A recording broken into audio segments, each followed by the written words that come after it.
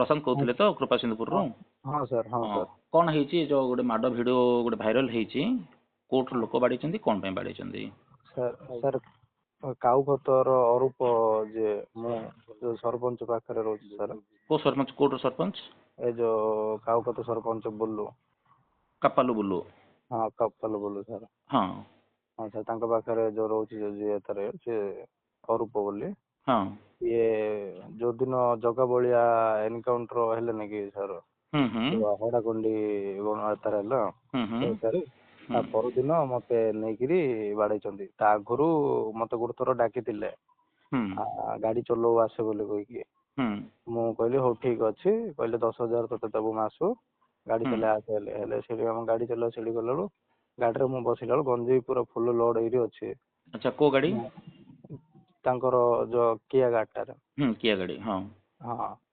सो गंजेई पूरा full load एरी अच्छे मु कहली कि मु ए गाड़ी चलेइनी कहले ना तो चलेवा बाध्य तोते आम आउ 10,000 टाँग दबु कहली ना मत पैसा दरकार नहीं सीना मुझे गाड़ी चलेबी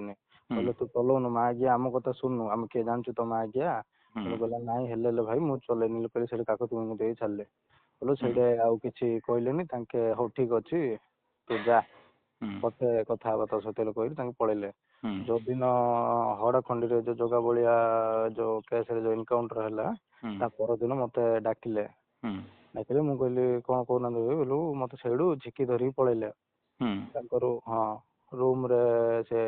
नैला पर मते मेसीन देखैले देखैरी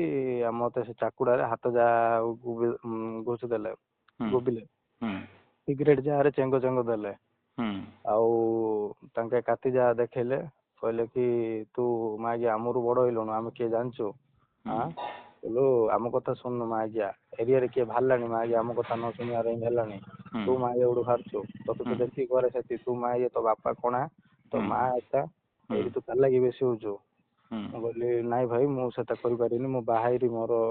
मो तारे पिला संसार कलेनी छुआडी मोर अछि हेलो कहले कि तू मागे बेसी चालाकी होचु ना का कथार पड़छु मागिया हम गाड़ी चलौनु भाषा टिके संजत करी कथबार्ता हाँ हुंतु सर इन तांके सेମିତି भाषा कहले अन्य केते केते प्रकार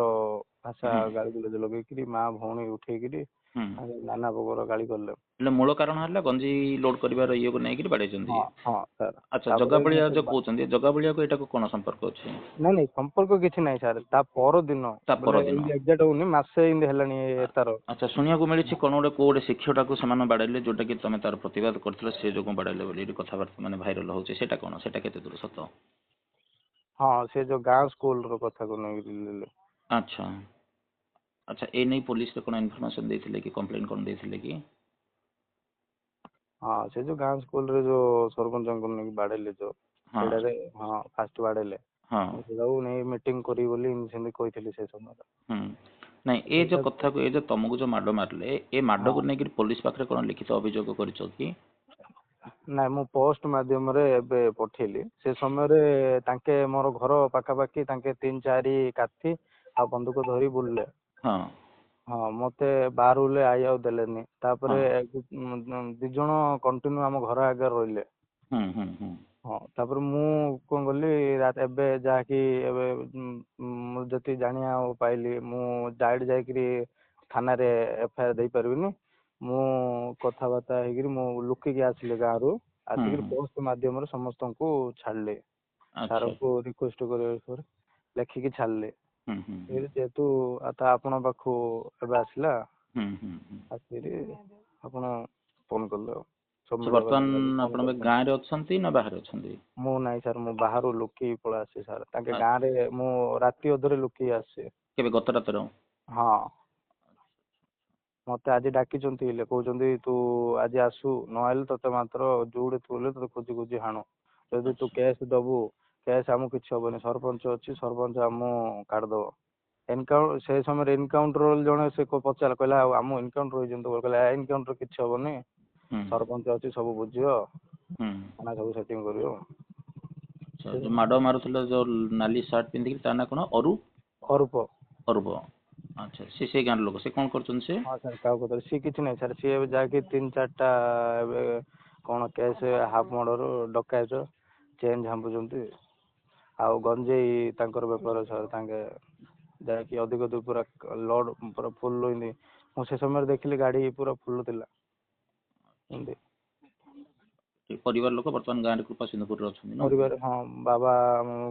ଅନ୍ଧ ବାବା ମାନେ ତ ସେଥିପାଇଁ ବୋଲି ମୁଁ ଆଉ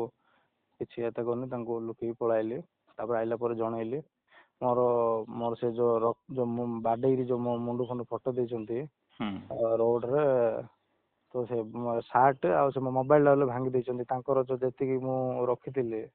ସେତେବେଳେ ସେ ମୋବାଇଲ ଟା ତାଙ୍କେ ଭାଙ୍ଗି ଦେଇଛନ୍ତି, କାତିଟାରେ ମୋବାଇଲ ଟା ଭାଙ୍ଗିଦେଲେ। ହଁ ସାର୍ ମୋର ଯୋଉ ବାଡି ଥିଲେ ଯୋଉ ମୁଣ୍ଡ ଫଟେଇ ଦେଇଥିଲେ ଲୁହା ରଡରେ, ଆଉ କାତିଟାରେ ଉଲ୍ଟାରେ ବାଡେଇ ଦେଲେ ମୋର ଏକାନ୍ ସାଇଡ ମୁଣ୍ଡ।